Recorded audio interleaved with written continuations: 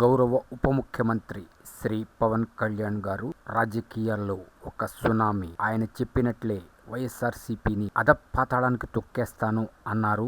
అధపాతాళానికి తొక్కేశారు. నిన్నటి నుండి కొన్ని వార్తలైతే సోషల్ మీడియాలో బాగా వైరల్ అవుతున్నాయి. శ్రీ పవన్ కళ్యాణ్ గారికి థ్రెట్ ఉంది, ఆయన ప్రాణాలకు ముప్పు ఉంది, కొంతమందికి టార్గెట్గా మారారని మీరందరూ చూసే ఉంటారు. యూట్యూబ్లో అనేక రకాల వీడియోలు వచ్చినాయి, అదేవిధంగా సోషల్ మీడియాలో వైరల్ అయినాయి. కేంద్ర నిఘా విభాగం హెచ్చరించింది పవన్ కళ్యాణ్ని, మీకు ప్రాణాలకు ముప్పు ఉంది, కొన్ని గ్రూపులకి టార్గెట్ అయ్యారు, కొన్ని గ్రూపుల్లో మీ గురించి చర్చించారు అన్ని వార్తలు వైరల్ అయినాయి. దీన్ని బట్టి అర్థమైంది ఏమిటి అంటే శ్రీ కొణిదెల పవన్ కళ్యాణ్ గారికి ముప్పు పొంచి ఉంది అన్నది మాత్రం అర్థమవుతుంది. ఎందుకంటే ఆషామాషిగా కేంద్ర నిఘా విభాగాలు హెచ్చరించవు, వారి దగ్గర పూర్తి సమాచారం ఉంటేనే హెచ్చరిస్తాయి. కాబట్టి శ్రీ కొణిదెల పవన్ కళ్యాణ్ గారు ప్రస్తుతం మామూలు సినిమా హీరో కాదు. ఆయన ఒక రాష్ట్రానికి ఉప ముఖ్యమంత్రి, ఒక పార్టీ అధ్యక్షులు, 21కి 21 ఎమ్మెల్యేలు, 2కు 2 ఎంపీలు, 100% స్ట్రైక్ రేట్తో కుమ్మేశాడు. కాబట్టి ఆయన ప్రాణాలకి ముప్పు ఉండొచ్చు. మీరు బాగా పరిశీలిస్తే గత సంవత్సరం ఆయన్ని విశాఖపట్నంలో ఏ విధంగా బంధించారో హోటల్లో, అంటే అప్పటి నుంచే స్టార్ట్ అయిందేమో, కానీ ఊహించి ఉండరు ఈయన ఏకు మేకవుతాడు, సునామీలాగా ముంచేస్తారని. ఇప్పుడు ఆయన ఏం చెప్పాడో అదే చేశాడు, అధపాతాళానికి తొక్కేశాడు. కాబట్టి ఎవరికి టార్గెట్ అవుతారు అంటే మీ అందరూ అర్థం చేసుకోవచ్చు ఎవరికి టార్గెట్ అవుతారో.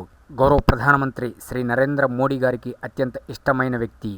ఆయన్ని ఇప్పటికే పవన్ అంటే గాలి కాదు తుఫాను అని చెప్పటం అందరికీ తెలిసిందే. అక్కడి నుంచి ప్రపంచమంతా పవన్ కళ్యాణ్ గారి వైపు చుట్టం ఆరంభించింది.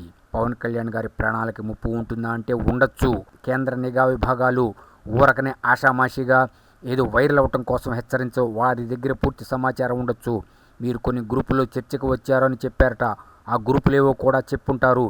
కానీ ప్రస్తుతం శ్రీ కొణిదెల పవన్ కళ్యాణ్ గారు ఎవరికి టార్గెట్ అవుతారు అంటే అటు మోడీకి ఇష్టడు కాబట్టి మోడీకి వ్యతిరేక శక్తులకి, మరియు ఇక్కడ సునామీ క్రియేట్ చేశాడు కాబట్టి చర్చించవచ్చు. అటువంటి విషయాలు కేంద్ర నిఘా విభాగానికి చేరతాయి కాబట్టి వారు తెలుసుకుంటారు, కాబట్టి వారి ఇంటెలిజెన్స్ వ్యవస్థ వల్ల దాన్ని బట్టి హెచ్చరించి ఉండొచ్చు. కానీ శ్రీ కొణిదెల పవన్ కళ్యాణ్ గారికి చెప్పే ఉంటారు, మీరు ఈ గ్రూపులకి టార్గెట్ అయ్యారు కాబట్టి జాగ్రత్త అని.